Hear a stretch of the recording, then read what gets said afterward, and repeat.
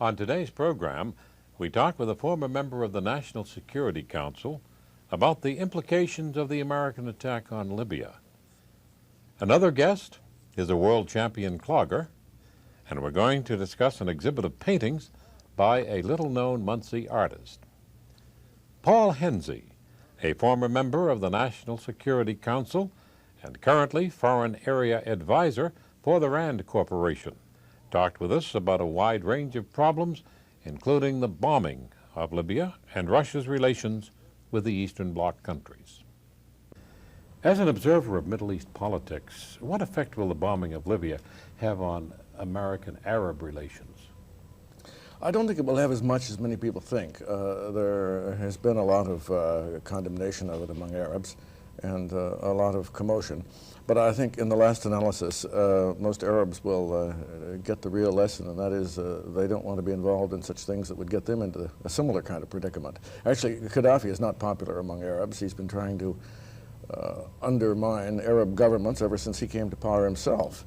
So I'm sure, though very few of them would dare to say it publicly, there must be a lot of private rejoicing that Gaddafi's got himself into this kind of mess. Is there any substance to reports that the Libyan government has been turned into turmoil due to the attack, and that Gaddafi now is only one of 5? Well, I have no way of knowing. I'm very curious about that, and I listened to those reports with keen interest the other day when I first heard them.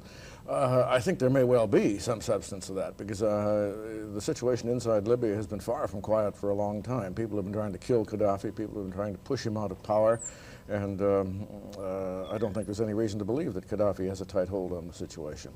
Has his country suffered economically due to his policies and spending for terrorism? It certainly has. Well, it suffered economically due to his, it's a little more complicated than that. It suffered because Gaddafi's support for terrorism and his support for extremism, his alienation from most of the countries around him, has undermined his own capacity to sell oil. And of course, as the oil market has fallen, people don't need Libyan oil very badly. So Gaddafi's oil income has been reduced to about a quarter or a fifth of what it was just a few years ago. That means that the country has suffered severely. Now, many countries, but still countries with a population of not much more than 3 million and a $5 billion a year income would be doing very well. But the Libyans are used to living high off the hog. They're used to wasting money. They aren't used to working. So when their income drops from 22 billion a year to 5 or 6 billion a year, it's a real disaster. You just returned from Europe, Germany and Turkey.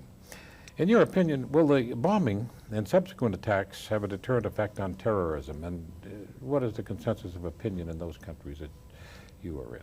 Well, I think the bombing will have a deterrent effect on terrorism, but it will not necessarily be direct, because I think we're seeing these days an upsurge of at least small-scale terrorism, because the Libyans are trying to strike back. They've sent out signals, obviously, to their people in a great number of places, and we've seen a number of examples. Every day's news brings some new example.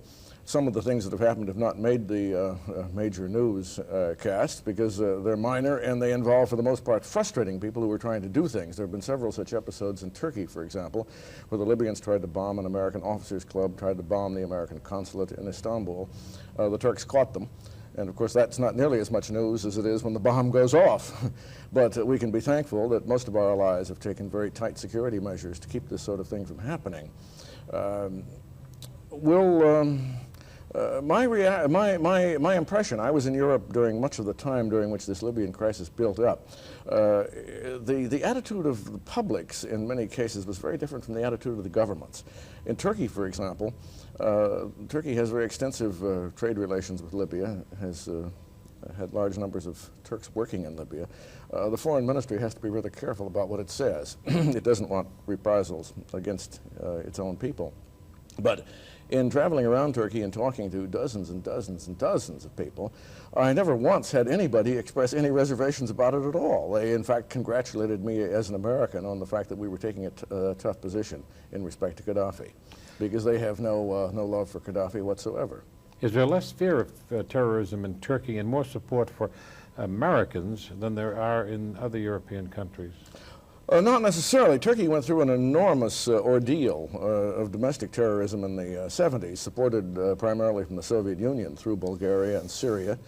That is all over, and there is almost no domestic terrorism in Turkey. The Turks, however, have a vivid recollection of what terrorism means, and are very, very concerned about anybody trying to mount any terrorism attacks against other people in their own country. So terrorists really don't get any support as terrorists in Turkey. Now, I think it would be unfair to say that there's any place in Europe that people really favor terrorism. Nobody favors terrorism. What happens in some places is that people are intimidated by terrorists. And some European countries have followed the policy from time to time of thinking that if they're soft on terrorists, maybe the terrorists will go somewhere else. So they'll set off their bombs in somebody else's country. But that has really not proved to be the case. It's the old Hitler. Theory. If you show that you're intimidated, the terrorists are likely to take advantage of you. How serious are the threats of our government to carry through bombing attacks on Syria and Iran if we can connect terrorist attacks to those countries? Well, if I were a Syrian and or an Iranian, I'd take them very seriously. I think they really are. I watched the president in his declaration yesterday, and I feel the president is absolutely firm in this. Now, of course, one of the difficult things in retaliating for terrorist acts is being sure about whom you're retaliating against. And the Libyans have been outstandingly blatant. The Syrians and the Iranians have been more devious, so it's much more difficult to know who to hit back at.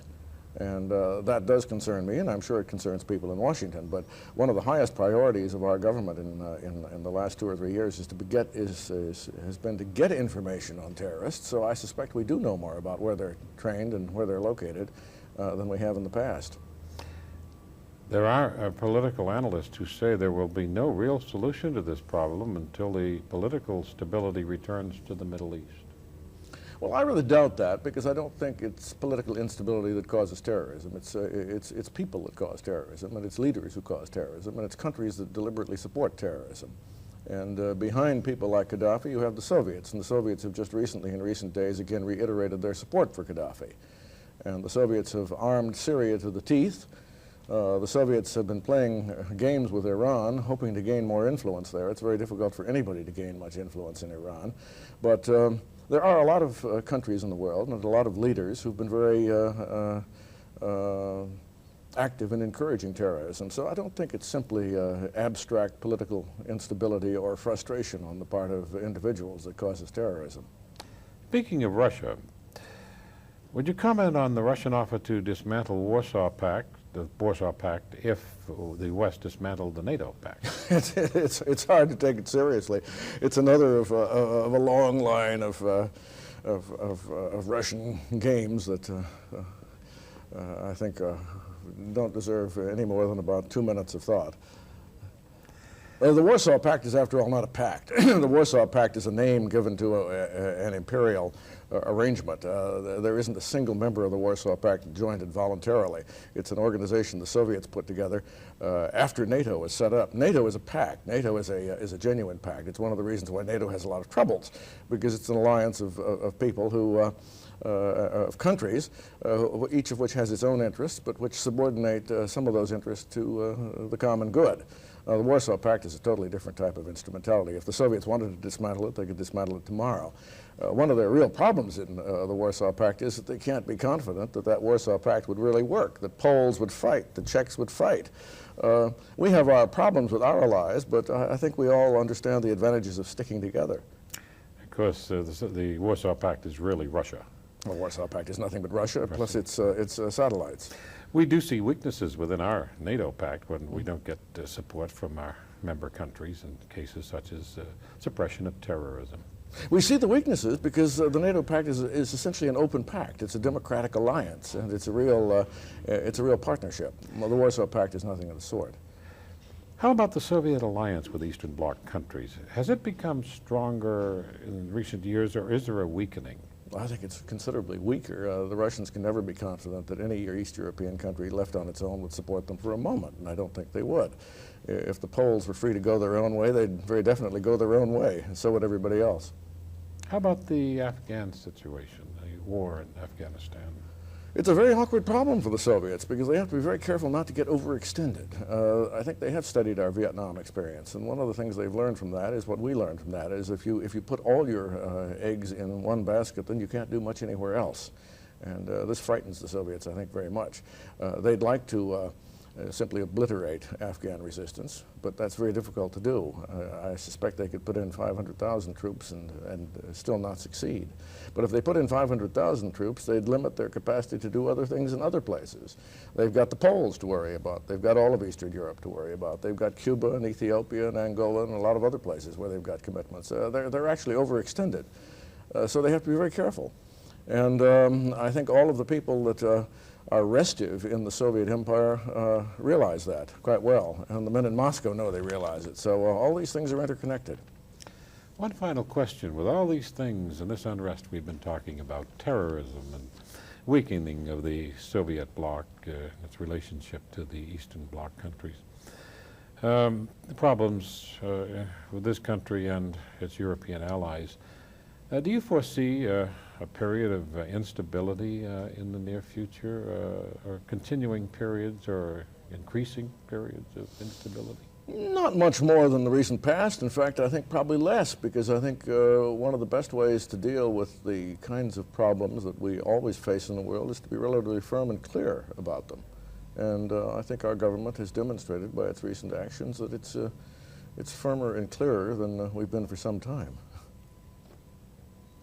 Scotty McKee, University of Kentucky at Bowling Green, has won championships in clogging dancing for singles, doubles, and line dancing.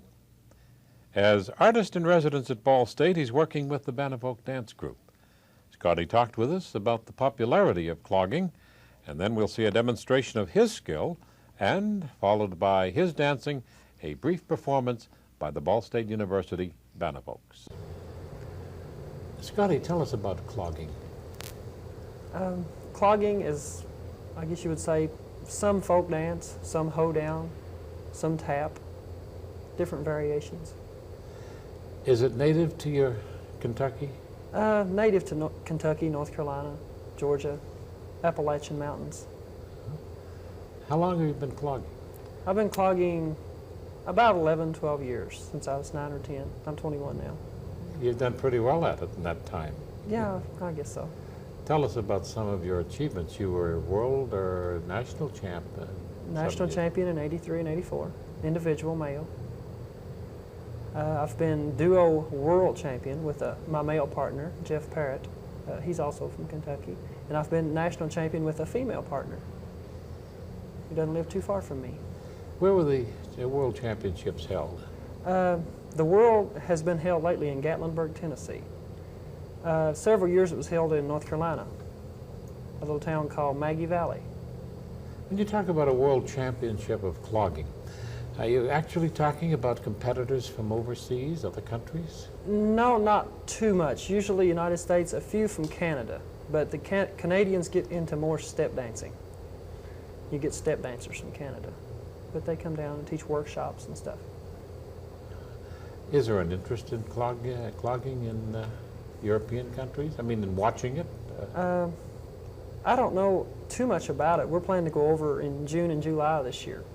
I'm taking a tour with the Banevolks of Europe. And that'll be really interesting for me.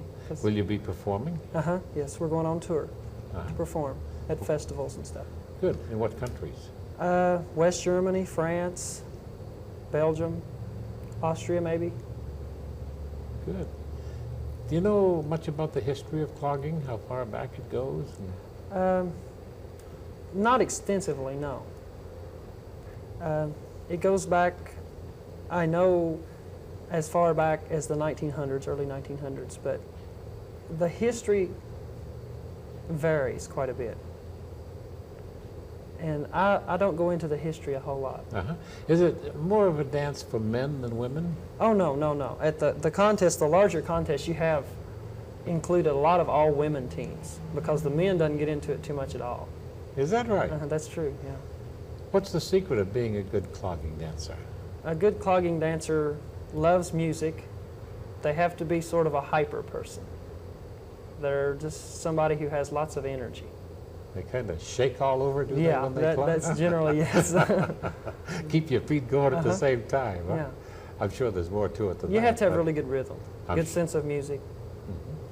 what kind of music predominantly? Bluegrass, country. It's changed over since clogging is really going big now.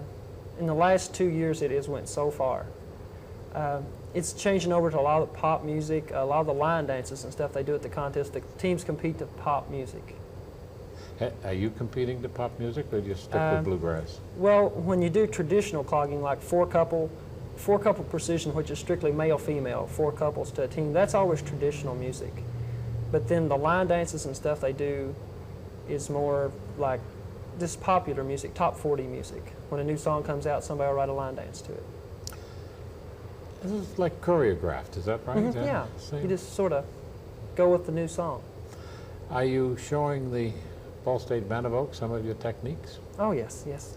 We use all types of music, traditional music, pop music, all types. You'll be performing with them at Emmons Auditorium on May 9th. That's right. You'll be doing a solo yourself. Right. And be dancing with the Banevolks too. Both. Okay. Let's see an example now as we turn our cameras to your foot magic with an example of a world-class clogger. Okay.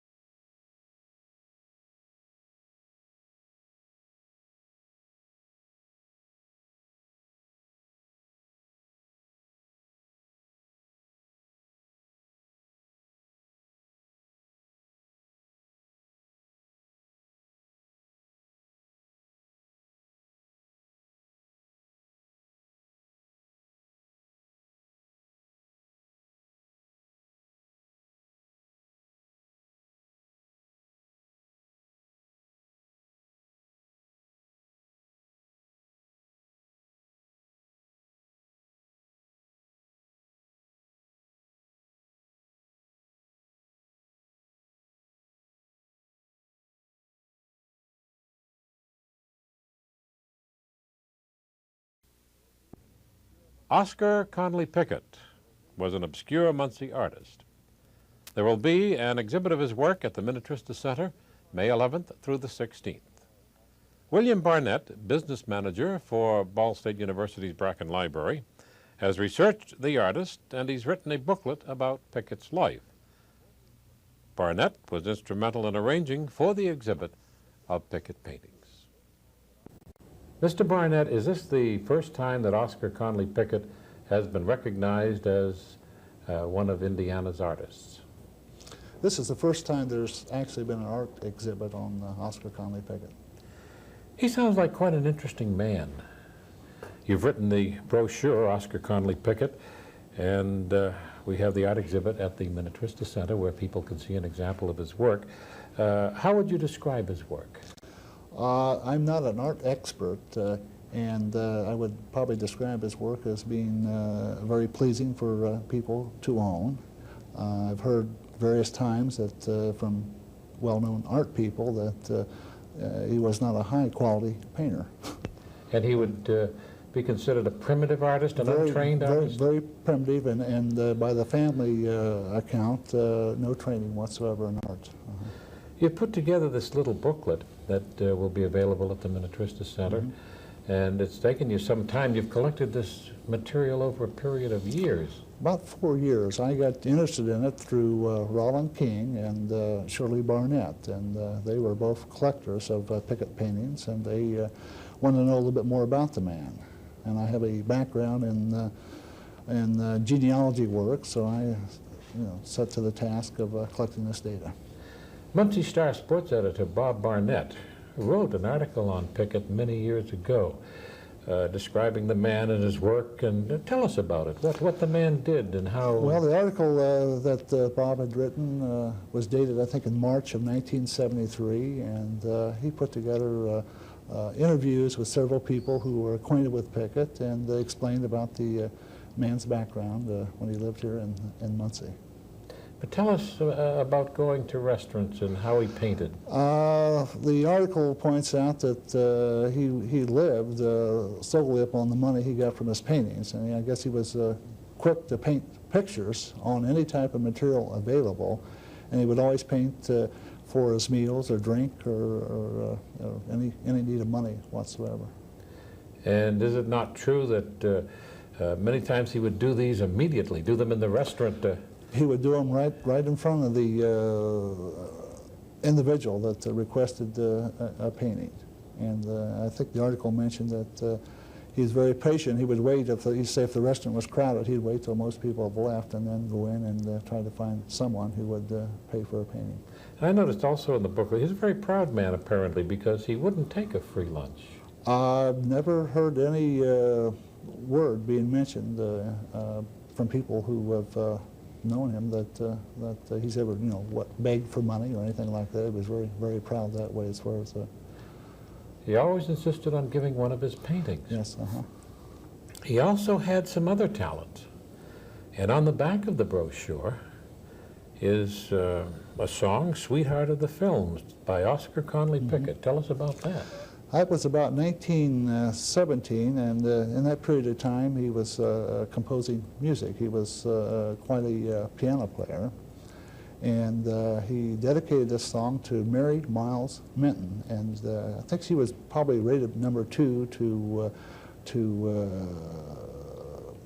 Mary Pickford. Mary Pickford, yeah, Mary Pickford at that time, in the silent movies. And there's other sheet music around. I've heard reports. I've yet to run across any, but supposedly he composed a lot of music. Have you seen a copy of the actual sheet music? No, I had I had a copy from his daughter in Oklahoma. She was I contacted her in 1981, and I sent the original back and made a copy of the music. Something quite interesting in respect to the recognition of Pickett. Through public subscription, your own generosity and that of others, you've purchased a marker for his grave. Tell us about that. Well, we decided, I've traced down where he was buried. It was in Huntsville, Indiana, which is in Madison County, and found that there was no marker on the grave. He's buried over next to his sister a mini Reed. And at that time, I talked to Shirley Barnett and a few people, and we decided to try to collect some money. Shirley at the Barnett Holt House Antiques set up a container for people to put money in for a marker for Pickett, and we collected the money. And in fact, the stone was set last Saturday. Went over personally and put the stone up myself. Fine. Now let's talk about his work. There's a wide range of work. Tell us some of the paintings that will be here in the exhibit. The subject matter. Well, probably the primary subject matter will be scenes of outdoors, of the four seasons. There'll usually be maybe a stream and maybe a cabin in the picture, and that was the predominant theme that he used. They're going to be on all kinds of materials. It's going to be on probably not expensive canvas, sometimes cardboard, and even glass. He's painted some pictures that'll be in here where he's just taken a piece of glass and painted the pictures. I even read an account where he went into a restaurant to paint for his lunch, and he tore a piece off a cardboard carton. I guess that's true. I've heard that mentioned many times, and I forget the individual who owns that, but I think I might be in Bob's column too. And he painted on that cardboard? Right on the cardboard. Got his lunch that day. And that just, you know, there again showing that he did not have any money to speak of for materials. In the paintings, it'll be interesting to me to see the wide variety maybe that will be here. We hope to have over 100 paintings here at the Minnetrista Center. And how long will the exhibit be up? I think I'll run through Sunday, 2 o'clock, up through maybe Thursday. I'm not sure. And it opens on the 11th? Opens on the 11th, And there'll probably be more people here at that time to talk about Pickett, you know, people that maybe are going to help out with this exhibit. People that can remember the man. Can remember the man, true. People think so highly of his paintings that you've had some that you contacted that wouldn't loan them for the exhibit. True. I've got to give a lot of credit to my wife, Pat Barnett. She was the one that has coordinated and set things up through Dr. Carol Fisher, this art exhibit. And some people, you know, seem very guarded about sharing their pictures.